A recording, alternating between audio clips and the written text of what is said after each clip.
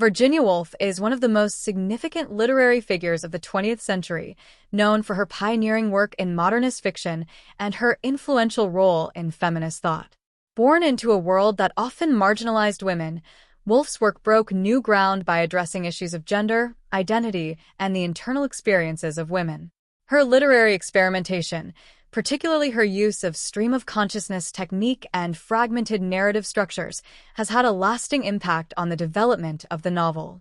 In addition to her fiction, Woolf's essays and critical writings continue to influence feminist scholarship, particularly her seminal work A Room of One's Own.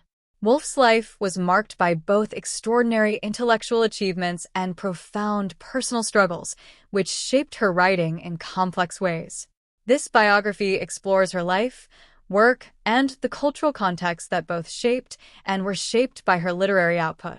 By examining her early life, her involvement with the Bloomsbury Group, her literary career, her struggles with mental health, and her enduring legacy, we can understand how Woolf became one of the defining voices of modernism and feminism.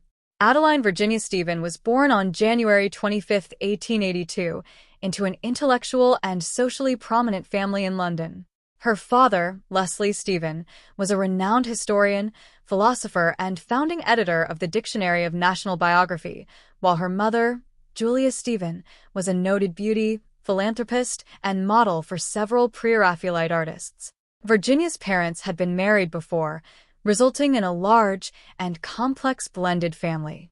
The Stephen household was steeped in Victorian intellectual and cultural life, giving Virginia early exposure to the world of literature, philosophy, and art. Her father's connections with literary figures like George Eliot and Tennyson, combined with her mother's engagement with aesthetic and philanthropic circles, had a profound impact on Woolf's early intellectual development.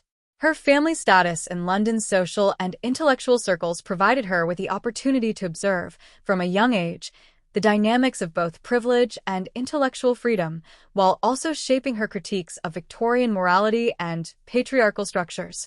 Woolf's education was unconventional for a girl of her class and time. While her brothers attended prestigious schools like Cambridge, Virginia and her sisters were educated at home, adhering to Victorian ideals that often limited women's formal education. Despite this, Virginia thrived in the intellectually stimulating environment her parents fostered. She read voraciously and engaged with the works of the literary greats her father admired. However, the lack of formal schooling frustrated Woolf, and her writings would later reflect her critique of women's limited access to education.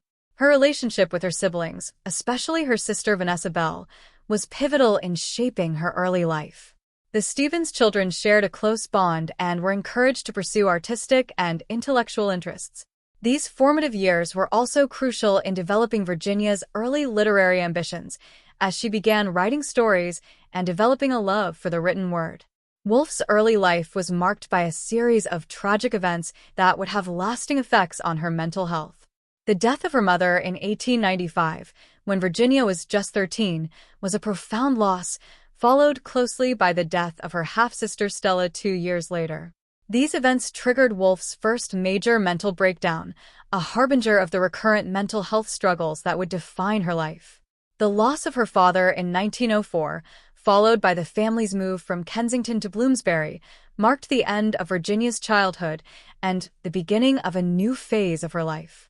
These early traumas would resurface throughout her life and writing, as themes of death, loss, and the fragility of human existence became central to her work. Woolf's mental health remained a complex and often debilitating force throughout her life, influencing not only her personal experiences but also her artistic explorations of consciousness and memory. The Bloomsbury Group, formed in the early 20th century, was a gathering of writers, artists, intellectuals, and philosophers who became famous for their influence on modernist thought. Virginia Woolf became an integral part of this circle after moving to Bloomsbury with her siblings following their father's death. The group's core members included Lytton Strachey, Yem Forster, economist John Maynard Keynes, and Woolf's future husband, Leonard Woolf. These individuals shared a rejection of Victorian values and a commitment to challenging established norms in art, literature, politics, and society. Woolf's engagement with the Bloomsbury Group offered her the intellectual stimulation and emotional support she needed to develop her literary voice. The group's discussions on art, philosophy, and human experience were crucial in shaping her approach to narrative form, experimentation, and feminist thought. Bloomsbury's radical ideas about sexuality, love, and individual freedom also influenced Woolf's personal relationships, pushing her to question conventional gender roles and social expectations. The Bloomsbury Group was not just a social circle but an environment that fostered creative collaboration and intellectual exploration. The members' frequent discussions about art, literature, and philosophy allowed Woolf to refine her modernist aesthetics and philosophical insights. Their influence is evident in Woolf's experimentation with narrative techniques, her focus on the inner lives of characters, and her explorations of time and memory. This period was vital for Woolf's artistic development, as she began to distance herself from traditional narrative structures and explore the boundaries of fiction. The intellectual freedom and encouragement she found in Bloomsbury enabled her to experiment with form and style in a way that would become a hallmark of her work. Within the Bloomsbury Group, personal relationships were as significant as intellectual exchanges. Woolf developed deep friendships and romantic connections, most notably with the writer Vida Sackville-West, which had a profound impact on her work. Woolf's affection for Vida inspired her novel Orlando, 1928, a playful and imaginative exploration of gender fluidity and time. The supportive and non-judgmental environment of the Bloomsbury Group allowed Woolf to explore her sexuality and challenge societal norms. Additionally, her marriage to Leonard Woolf, a fellow member of the group, was both a personal and professional partnership that sustained her through many of her mental health crises and fostered her literary achievements. Virginia Woolf's literary career began with contributions to essays, reviews, and short stories for various publications, including the Times Literary Supplement, starting in 1905. At this point, she was still developing her voice and literary persona, exploring themes that would later become central to her work, such as the inner consciousness of her characters and critiques of social structures. Although she faced difficulties as a woman writer in a predominantly male literary world, Woolf was determined to forge her own path. Her early nonfiction writing offered her a platform to engage with contemporary literary debates, and her critical pieces were marked by a sharp intellect and a keen awareness of the evolving landscape of literature. These early forays also helped her cultivate connections within the literary community, including with other modernist writers who, like Woolf, sought to break free from traditional narrative conventions. While Woolf struggled with bouts of mental illness throughout her early career, writing became a vital outlet for her, a way to impose order on her often chaotic thoughts. Woolf's journals from this period reveal her meticulous attention to style and her relentless drive to hone her craft, laying the groundwork for the bold literary innovations that would later define her work. Her growing reputation as a critic and essayist helped her gain recognition in London's literary circles, and by the time she began writing her first novel, she had already established herself as a rising intellectual force. Virginia Woolf's first novel, The Voyage Out, was published in 1915 after nearly a decade of revisions and personal struggles that delayed its completion. The novel is a coming-of-age story about Rachel Vinrace, a young woman on a voyage to South America where she confronts questions of identity, gender, and societal expectations. In many ways, The Voyage Out reflects Woolf's early attempts to grapple with the constraints of Edwardian society and the limited opportunities available to women of her generation. The novel received a modest critical reception upon its release, but its experimental qualities hinted at the more radical departures Woolf would make in her later work. In The Voyage Out, Woolf began to experiment with narrative form, shifting perspectives, and delving into the inner lives of her characters. This exploration of psychological depth and fragmented consciousness would become a hallmark of her fiction. The novel also touches on Woolf's early concerns with gender, identity, and personal freedom, themes that she would develop more fully in later works. Though not yet the polished modernist masterpiece that her later novels would become, The Voyage Out was an important stepping stone in Woolf's career, marking the beginning of her journey as a novelist. The period following the publication of The Voyage Out was one of both success and significant personal challenges for Woolf. Her reputation as a novelist and critic grew steadily, but her struggles with mental illness persisted, often threatening her ability to work. Woolf experienced several severe mental breakdowns during this time, which sometimes led to prolonged periods of rest and isolation. Despite these setbacks, she remained committed to her writing, using it as a means of both personal and artistic expression. Woolf's early successes in the literary world were tempered by her ongoing battle with depression and anxiety. She was hospitalized multiple times for what would likely be diagnosed today as bipolar disorder, and her mental health would remain a central challenge throughout her life. Nonetheless, Woolf's writing continued to evolve, and her work during the 1910s and 1920s laid the foundation for her eventual breakthroughs in modernist fiction. Her ability to weave personal trauma into her art, transforming pain into creative expression, would become one of the defining features of her literary legacy. In 1917, Virginia and her husband, Leonard Woolf, co-founded the Hogarth Press, which would go on to become one of the most important publishers of modernist literature. The press began as a small, hand-printing operation, initially intended as a therapeutic hobby for Virginia, who was recovering from a bout of mental illness at the time. However, it quickly grew into a significant literary enterprise, playing a crucial role in the dissemination of modernist ideas and experimental writing.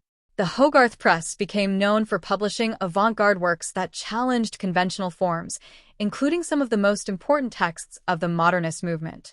Virginia and Leonard shared the workload, with Virginia focusing on the editorial aspects and Leonard managing the business side of the press.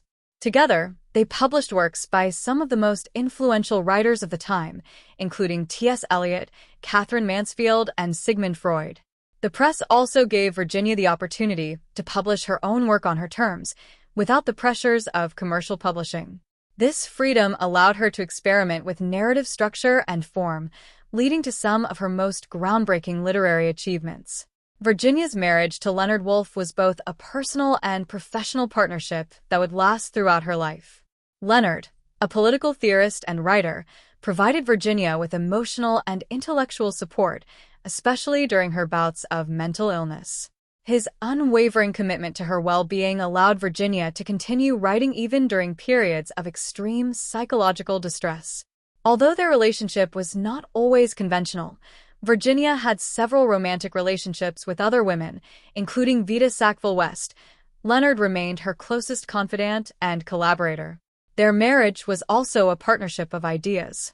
Leonard's political activism and interest in social reform influenced Virginia's own engagement with political and social issues, which is reflected in some of her later works, such as Three Guineas, 1938. While Virginia is often seen as the more prominent figure in their relationship, Leonard's behind-the-scenes role in supporting her mental health and literary career cannot be understated. He was her greatest advocate, and his presence in her life allowed her to pursue her writing with a level of freedom and security that might not have been possible otherwise. Virginia Woolf's third novel, Jacob's Room, marked a significant departure from the more traditional narrative forms of her earlier works. Published in 1922, the novel is often seen as Woolf's first fully modernist work, employing a fragmented narrative structure and focusing on the internal lives of its characters rather than a linear plot. The story revolves around Jacob Flanders, a young man whose life and death are depicted through the eyes of various characters who come into contact with him. Woolf's use of shifting perspectives and her emphasis on memory and perception reflect her growing interest in the subjective nature of experience. Jacob's Room was both a critical and commercial success, establishing Woolf as a leading figure in the modernist movement. The novel's exploration of loss, identity, and the passage of time would become recurring themes in Woolf's later work. It also demonstrated her growing confidence as a writer, willing to push the boundaries of what a novel could achieve. In many ways, Jacob's Room was a precursor to Woolf's later masterpieces, where she would continue to refine her use of stream of consciousness and explore the complexities of human consciousness. Mrs. Dalloway is perhaps one of Virginia Woolf's most celebrated works, showcasing her mastery of the stream of consciousness technique and marking a high point in modernist fiction. Published in 1925, the novel unfolds over a single day in the life of Clarissa Dalloway, a middle-aged woman preparing for a party she will host that evening. Woolf uses this seemingly simple plot to explore complex themes, including the passage of time, mental illness, and the intersections of individual lives within a broader social context. Through the interweaving of various characters' thoughts and memories, Woolf delves into the inner worlds of her protagonists, capturing their fleeting emotions, past traumas, and existential anxieties. The novel also introduces the character of Septimus Warren Smith, a shell-shocked World War I veteran suffering from post-traumatic stress disorder. Through Septimus's mental deterioration and ultimate suicide, Woolf examines the devastating effects of war and the fragility of the human psyche. One of the most striking aspects of Mrs. Dalloway is Woolf's ability to blend the ordinary and the extraordinary, transforming the mundane details of everyday life into profound meditations on existence. Time is a recurring motif in the novel, with Big Ben's chimes punctuating the narrative and reminding readers of the inevitability of death. Woolf's portrayal of Clarissa's inner life, combined with her depiction of the social and political changes in post-war Britain, makes Mrs. Dalloway a groundbreaking exploration of modernity. The novel was met with wide acclaim, securing Woolf's place as one of the leading figures in modernist literature. Its innovative use of structure, narrative voice, and psychological depth continues to influence writers and literary scholars today. 2 years after the publication of Mrs. Dalloway, Woolf released To the Lighthouse, a novel that many consider her most accomplished work. The novel is centered around the Ramsay family and their visits to their summer home on the Isle of Skye in Scotland, but, much like Mrs. Dalloway, the plot is secondary to the exploration of the characters' inner thoughts and relationships. The novel is divided into 3 parts: The Window, Time Passes, and The Lighthouse. In the first section, Woolf focuses on the interactions between the members of the Ramsay family and their guests, particularly the dynamic between Mr. and Mrs. Ramsay. The second section, Time Passes, is a unique narrative experiment in which Woolf condenses the passage of 10 years into a few brief pages, highlighting the effects of time and change on both people and the physical environment. The final section sees the surviving characters returning to the house after World War I, with the long-promised trip to the lighthouse finally taking place. To the Lighthouse is a meditation on themes of time, memory, art, and the transient nature of human experience. Mrs. Ramsay's role as a mother and wife is juxtaposed against Lily Briscoe, an artist who struggles with her creative aspirations in a world that undervalues women's artistic contributions. The novel also reflects Woolf's own preoccupations with her family, as it was heavily inspired by her childhood memories and her parents. Woolf's innovative use of stream of consciousness, fragmented narrative, and poetic language into The Lighthouse pushed the boundaries of modernist fiction. The novel was highly acclaimed for its emotional depth and philosophical insight, further cementing Woolf's reputation as one of the foremost writers of the 20th century. With Orlando, Virginia Woolf ventured into new territory, crafting a novel that blends fantasy, biography, and satire in a playful exploration of gender and identity. Published in 1928, Orlando is a fantastical account of a young nobleman who lives for centuries and, in the middle of the narrative, changes sex from male to female. The novel spans several centuries, from Elizabethan England to the early 20th century, offering a humorous yet profound commentary on the fluidity of gender, the nature of identity, and the absurdity of societal expectations. Orlando was inspired by Woolf's close relationship with Vita Sackville-West, a fellow writer and aristocrat. Woolf intended the novel as a joke and a love letter to Vita, but it also became a subversive exploration of the constraints of gender roles. By having her protagonist effortlessly switch between male and female, Woolf challenges the binary understanding of gender that dominated her time. Orlando also serves as a critique of traditional biography, questioning the possibility of accurately capturing a person's life in a straightforward narrative. Though the novel was a departure from the more serious tone of Mrs. Dalloway and To the Lighthouse, it was well received by critics and readers alike. Its playful spirit and radical ideas about gender and sexuality have ensured Orlando's continued relevance, particularly in contemporary feminist and queer literary criticism. In 1929, Virginia Woolf published one of her most influential works, A Room of One's Own, an extended essay based on a series of lectures she delivered at women's colleges at Cambridge University. The essay explores the social and material conditions necessary for women to write and create art. Woolf's central thesis, that a woman must have money and a room of her own if she is to write fiction, argues that financial independence and personal space are essential for women's intellectual freedom and creative expression. In A Room of One's Own, Woolf examines the historical exclusion of women from education and the literary canon, pointing out that male-dominated institutions and societal norms have systematically deprived women of the opportunities necessary to develop their artistic potential. She imagines the hypothetical figure of Shakespeare's sister, Judith, who, despite possessing the same talent as her brother, is unable to achieve the same success due to the limitations imposed on women in her time. Woolf also critiques the patriarchal structures that have shaped literature, arguing that women writers must create a new language and narrative style that reflects their own experiences, rather than conforming to male literary traditions. The essay is filled with Woolf's characteristic wit and insight, offering both a profound analysis of women's historical oppression and a hopeful vision for a future in which women can take their rightful place in the literary world. Virginia Woolf's contributions to feminist thought extend far beyond A Room of One's Own. Throughout her life and career, Woolf advocated for women's rights, both through her writing and her personal actions. She was an outspoken critic of the limitations placed on women by Victorian society, and her novels frequently explore the inner lives of women, their frustrations, and their struggles for independence.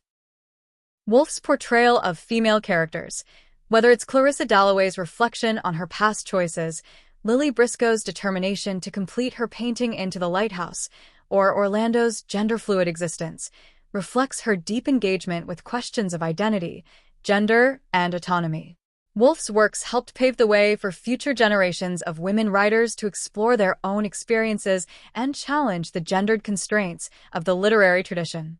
As a feminist icon, Woolf's legacy has had a lasting impact on feminist theory and literature. She continues to inspire women writers, activists, and scholars who seek to challenge patriarchal structures and advocate for gender equality. Woolf's emphasis on the need for women's financial independence, personal space, and creative freedom remains as relevant today as it was in the early 20th century, solidifying her place as one of the most important feminist thinkers of the modern era. As Virginia Woolf's career progressed, her later works became increasingly experimental and introspective, delving deeper into themes of time, memory, identity, and human consciousness. These works are often regarded as her most complex and innovative, showcasing her ability to push the boundaries of modernist literature. During this period, Woolf also grappled with the personal challenges of aging, the changing political landscape of Europe, and her own mental health struggles. Despite these challenges, her later novels remain highly regarded for their psychological depth, stylistic innovations, and philosophical insights. Published in 1931, The Waves is one of Woolf's most experimental and ambitious novels, often described as a prose poem for its lyrical and rhythmic language.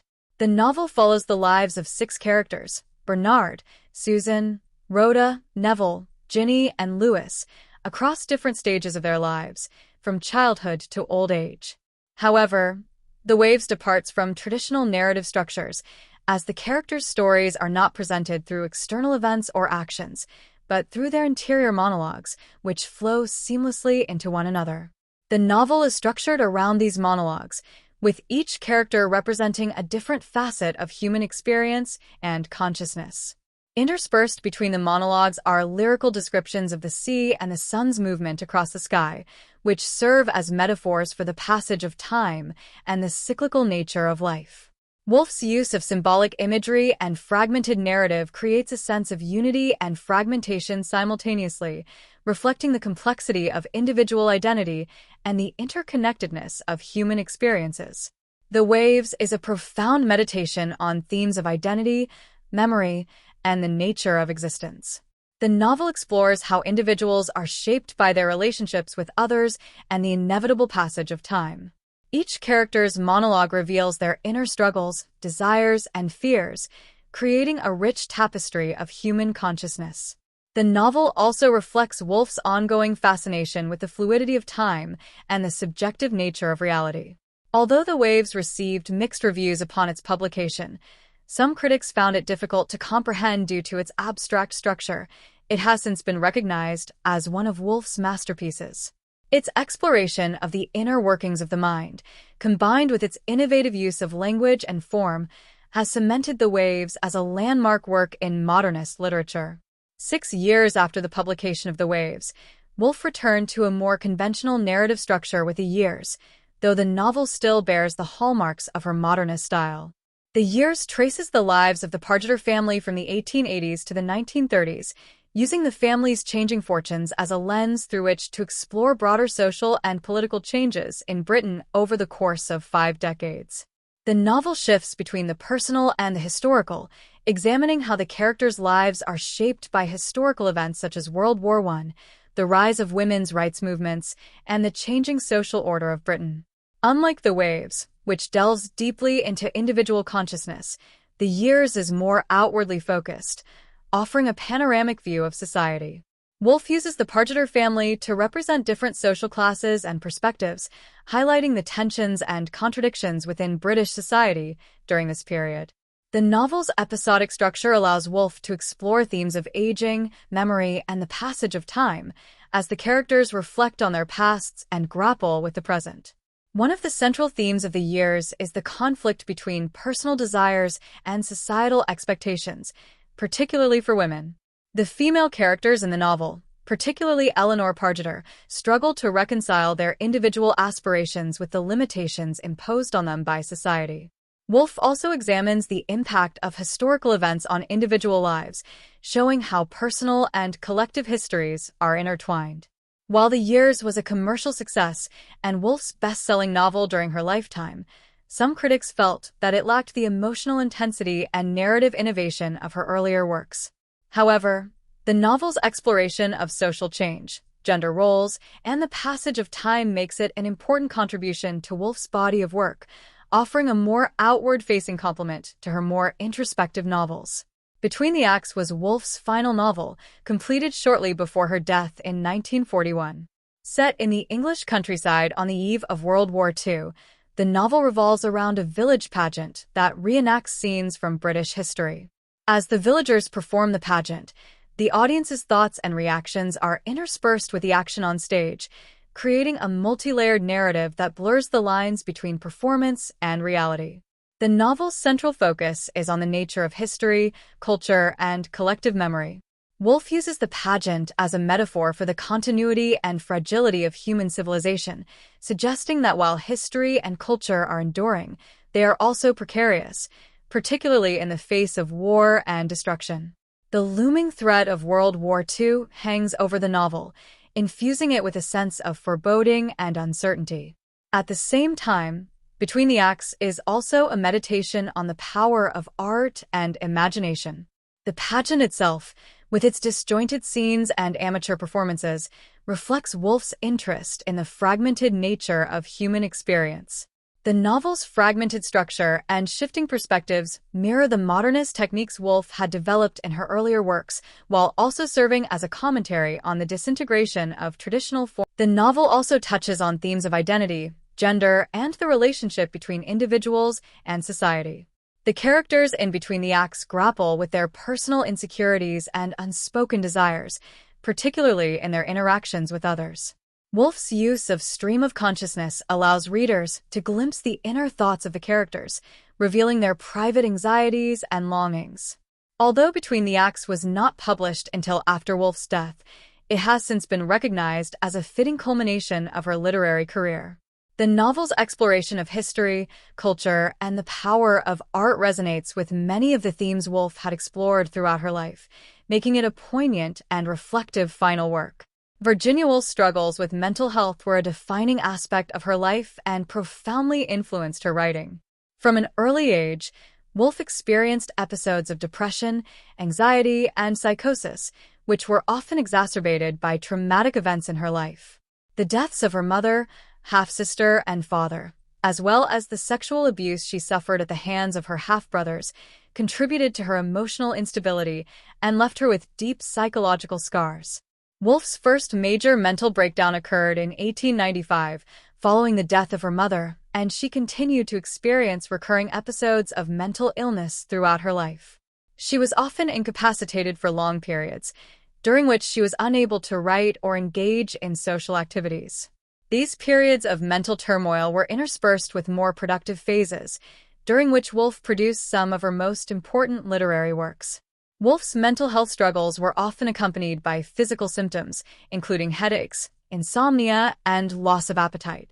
Despite her efforts to manage her illness through rest, therapy, and support from her husband Leonard Woolf, she remained vulnerable to episodes of depression and anxiety, which would sometimes escalate into psychotic episodes marked by hallucinations and delusions. Woolf's mental illness also influenced her writing in profound ways. Many of her novels, particularly Mrs. Dalloway and The Waves, explore themes of mental illness, trauma, and the fragility of the human mind. Woolf's portrayal of Septimus Warren Smith in Mrs. Dalloway is one of the most poignant and accurate depictions of post-traumatic stress disorder in literature, reflecting her own understanding of psychological suffering.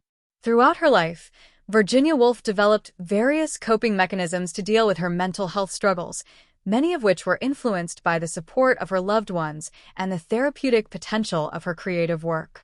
One of her most important support systems was her husband, Leonard Woolf, who played a critical role in helping her manage her illness. Leonard was deeply attentive to her emotional and physical needs, and the stability he provided in their marriage allowed Virginia to continue writing even during times of mental strain. Leonard and Virginia's marriage was unique in its combination of romantic and professional partnership. While their relationship was not particularly passionate in a physical sense, it was intellectually and emotionally rich, built on mutual respect and care.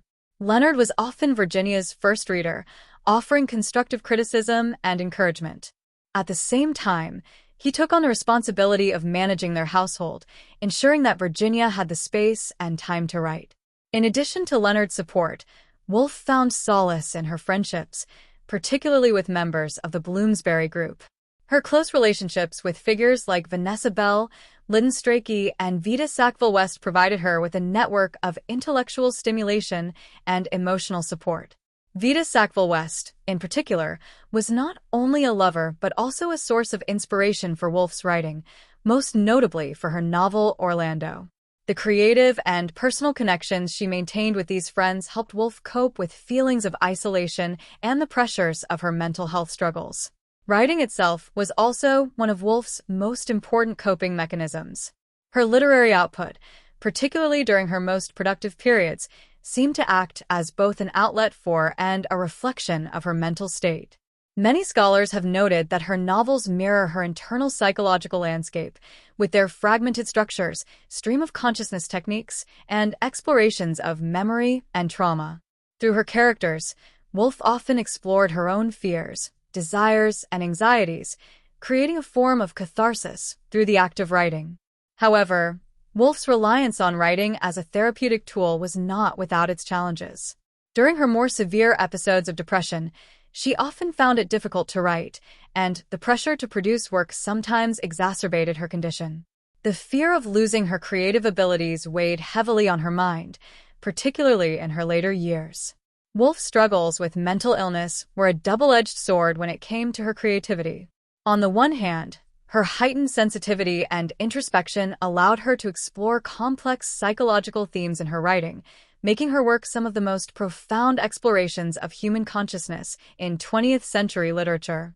Her deep engagement with the inner workings of the mind, memory, and emotion contributed to her groundbreaking use of stream of consciousness and narrative fragmentation. On the other hand, Woolf's mental illness often interrupted her creative flow. Her bouts of depression and psychosis left her incapacitated for long stretches of time, during which she was unable to write or even read. These periods of inactivity caused Woolf great frustration and anxiety, as she feared losing her ability to create and being forgotten by the literary world. In her diaries and letters, she often expressed feelings of self-doubt, wondering if her work was of any value. Despite these challenges, Woolf remained remarkably productive throughout her life, producing some of her most celebrated works during periods of mental fragility. Her ability to turn her personal struggles into artistic innovation is one of the reasons she remains such a significant figure in modernist literature. Woolf's experiences with mental illness allowed her to empathize with others who suffered from psychological trauma, a theme she explored with great sensitivity in her work. Woolf's lifelong battle with mental illness culminated in her suicide on March 28, 1941. After experiencing a particularly severe depressive episode, Woolf felt that she could no longer continue to endure the cycles of mental illness that had plagued her for so long. She left behind two poignant suicide notes, one to Leonard and one to Vanessa Bell, expressing her gratitude for their love and support, but acknowledging that she could no longer fight her illness. Woolf's death was a tragic loss to the literary world, but her legacy as a writer who confronted mental illness with honesty and artistic brilliance. The outbreak of World War II had a profound effect on Virginia Woolf, both emotionally and creatively. Like many of her contemporaries, Woolf was deeply affected by the political and social upheaval of the time, and the looming threat of war exacerbated her existing mental health issues. In the years leading up to the war, Woolf had already been struggling with increasing bouts of depression and anxiety, and the devastation of the conflict only heightened her sense of foreboding. The war also brought back memories of World War I, during which Woolf had witnessed the loss and trauma of many of her friends and loved ones. She was acutely aware of the fragility of human life and the destructive power of war, themes that are reflected in her later works. The sense of impending doom that pervaded European society in the late 1930s and early 1940s deeply influenced Woolf's writing, particularly her final novel, Between the Acts. Woolf's pacifist beliefs also played a role in shaping her response to the war. She was an outspoken critic of fascism and totalitarianism, and the rise of Hitler and Mussolini in Europe filled her with dread. In her essays and diaries, she expressed a deep fear for the future of democracy and the survival of intellectual freedom. These anxieties were compounded by the fact that both she and Leonard were on a list of prominent intellectuals whom the Nazis intended to target if they successfully invaded Britain. This knowledge, combined with the constant threat of air raids, added to Woolf's growing sense of despair. Despite the external turmoil, Woolf continued to write during the early years of the war, although her output slowed as her mental health deteriorated. Between the Acts, which she completed shortly before her death, reflects the atmosphere of uncertainty and fear that characterized wartime Britain. The novel's exploration of history, culture, and the cyclical nature of civilization can be seen as Woolf's attempt to make sense of a world on the brink of collapse. As the war progressed, Woolf's mental health took a sharp decline. The stress of the war, combined with her long-standing struggles with depression, led to a series of increasingly severe breakdowns. Woolf's sense of isolation deepened, as many of her friends and fellow writers had been scattered by the war, and her once vibrant social life became more subdued. By early 1941, Woolf was experiencing frequent hallucinations and overwhelming feelings of hopelessness. She became convinced that she had lost her ability to write and that her creative powers had deserted her. This fear of creative impotence was one of the greatest sources of anxiety for Woolf, as writing had always been her most effective means of coping with her mental illness. On March 28, 1941, Virginia Woolf took her own life by filling her pockets with stones and walking into the River Ouse near her home in Sussex. Her suicide sent shockwaves through the literary community, and her death was mourned by her friends, family, and admirers around the world. In her suicide note to Leonard, she expressed her deep love for him but explained that she could no longer endure the suffering caused by her illness. Woolf's death marked the end of an extraordinary literary career, but her influence would continue to grow in the years following her death. Virginia Woolf's contributions to modernist literature are unparalleled, and her innovative narrative techniques revolutionized the way writers approach storytelling. Woolf was one of the leading figures of modernism, a movement that sought to break away from traditional forms of writing, especially the linear narratives and omniscient narration common in Victorian literature. Alongside contemporaries such as James Joyce, T.S. Eliot, and Marcel Proust, Woolf experimented with new ways of representing human consciousness and experience. One of her most significant contributions to modernist literature was her use of stream of consciousness, a technique that sought to depict the inner thoughts and feelings of characters in real time. In works like Mrs. Dalloway and To the Lighthouse, Woolf abandoned the conventional plot structure and allowed her characters' thoughts, memories, and perceptions to flow freely, often without clear transitions or breaks. This narrative style allowed her to explore the complexity of human emotions and the fragmented nature of identity. Woolf's emphasis on interiority, or the focus on a character's internal world, was another hallmark of her modernist approach. Rather than concentrating on external events or action, her novels delved deeply into the minds of her characters, portraying their subjective experiences of time, memory, and consciousness.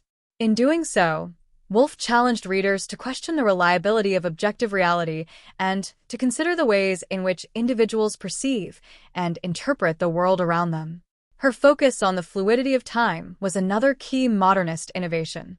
In novels such as Mrs. Dalloway, Woolf collapsed the boundaries between past and present, using flashbacks and fragmented memories to create a sense of timelessness. This technique reflected Woolf's belief that time is not a linear progression but a complex web of past, present, and future experiences that coexist in the mind. Woolf's influence on modernist literature can also be seen in her experimentation with narrative voice. In many of her works, she employed a shifting narrative perspective, moving from one character's point of view to another without warning. This polyphonic approach allowed her to create a more nuanced and multifaceted portrayal of her characters and their relationships to one another. Her contributions to modernism were not limited to her novels. Woolf was also an accomplished essayist, and her critical writings on modernist aesthetics helped shape the intellectual landscape of the time. In essays such as Modern Fiction and Mr. Bennet and Mrs. Brown, Woolf articulated her vision for a new kind of literature that would capture the complexities of modern life, free from the constraints of 19th-century realism. Virginia Woolf's impact on feminist thought is perhaps as significant as her influence on modernist literature. Her groundbreaking essay A Room of One's Own, 1929, is widely regarded as one of the most important feminist texts of the 20th century. In this extended essay, Woolf argued that women's creative potential had been stifled by centuries of patriarchal oppression, which had denied them the education, financial independence, and personal freedom necessary for artistic creation. Woolf's famous assertion that a woman must have money and a room of her own if she is to write fiction became a rallying cry for generations of women writers who sought to claim space for themselves in a male-dominated literary world. Woolf's central argument was that women needed both literal and metaphorical space, freedom from domestic responsibilities and societal expectations, in order to fully express themselves as artists. In A Room of One's Own, Woolf also introduced the idea of an androgynous mind, arguing that the best writers, whether male or female, were those who could transcend the limitations of gender and create work that was both masculine and feminine in its sensibilities. This idea was radical for its time, as it challenged the rigid gender roles and expectations that had shaped much of literary history. Woolf's call for a more inclusive and fluid understanding of gender has resonated with feminist scholars and activists ever since. In addition to A Room of One's Own, Woolf's 1938 essay Three Guineas further explored feminist themes, focusing on women's education, professional opportunities, and the intersections between gender and war.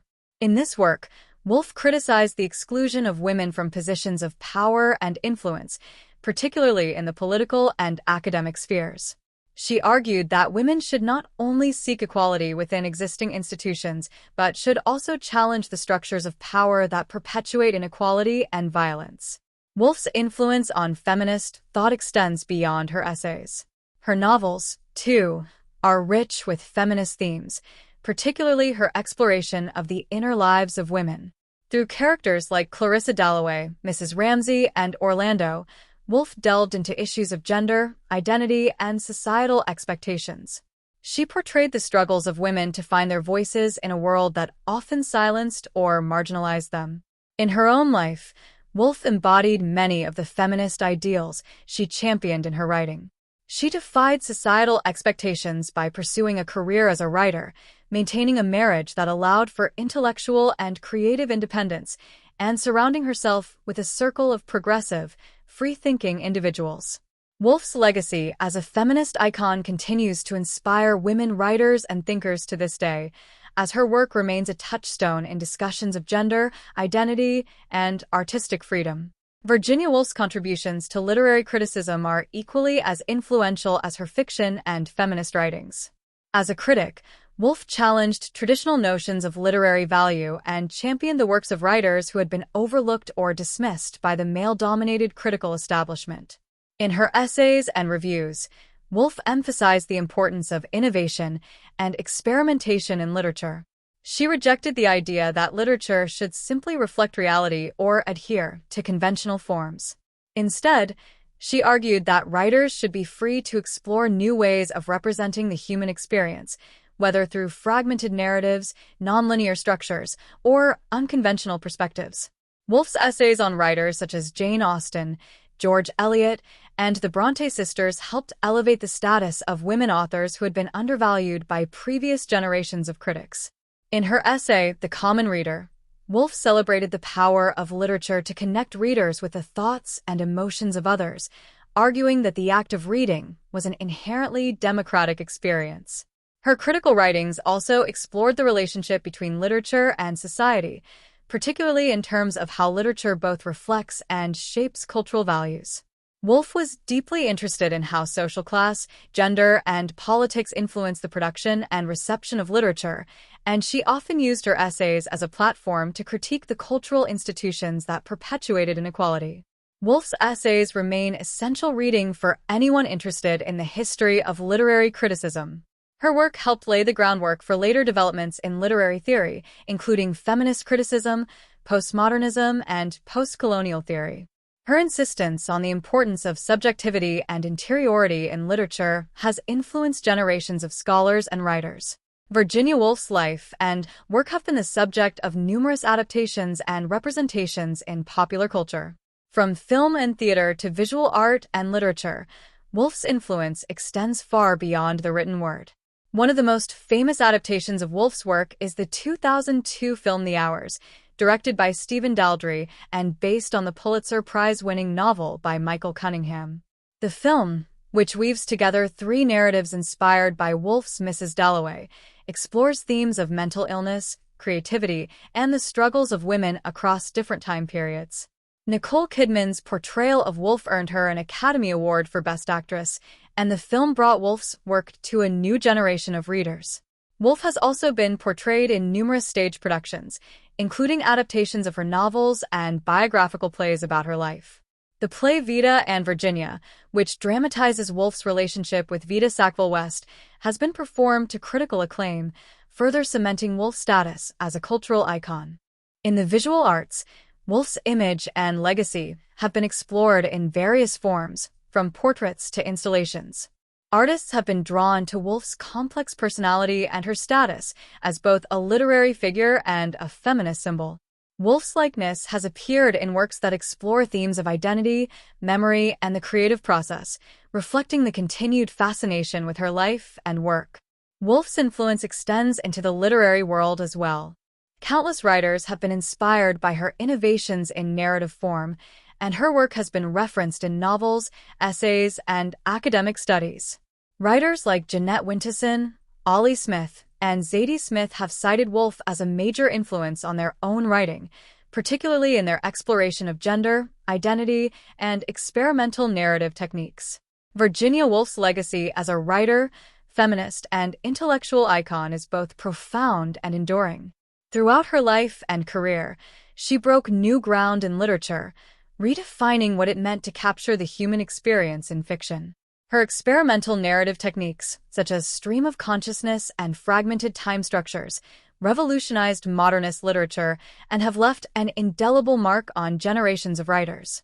Woolf's literary contributions, particularly her novels like Mrs. Dalloway, To the Lighthouse, and Orlando, continue to be studied and revered for their insights into identity, memory, and human consciousness.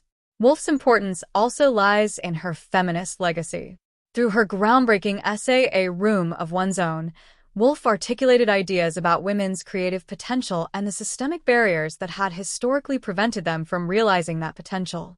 Her arguments for women's intellectual freedom, financial independence, and access to education have resonated across generations, influencing feminist thought and activism. Woolf's ability to blend the personal with the political in both her fiction and essays helped shape modern feminism, making her work a touchstone for women's rights advocates around the world. At the same time, Woolf's life serves as a poignant reflection of the struggles that many creative minds face. Her battles with mental health were a defining aspect of her personal experience and influenced much of her work. Woolf's openness about these challenges, as well as her exploration of mental illness in her characters, has made her a symbol of resilience in the face of adversity. Her tragic suicide in 1941, at the height of World War II, marked the end of a brilliant but troubled life, and yet her influence has only grown stronger in the decades since her death. Woolf's influence extends far beyond her lifetime. Her ideas about narrative form, her critiques of societal norms, and her emphasis on the interior lives of characters have paved the way for postmodernist, feminist, and post-colonial writers and scholars. Woolf's work continues to inspire readers, writers, and academics, ensuring her place as one of the most important literary figures of the 20th century. Moreover, Woolf's life and works have transcended literature, becoming a part of popular culture and collective memory. From film adaptations to biographical plays and visual art, her image and ideas have been revisited and reinterpreted in ways that speak to the universal and timeless nature of her insights. Whether through her novels, essays, or her own life story, Virginia Woolf remains a figure of immense cultural significance. Virginia Woolf's contributions to literature and feminist thought have had a lasting impact that reverberates through both the literary world and the broader cultural landscape. Her courage to challenge convention, her deep introspection, and her unwavering dedication to her craft make her a figure of timeless relevance. As a writer, feminist, and intellectual, Woolf's legacy continues to inspire and shape the discourse on creativity, gender, and human experience.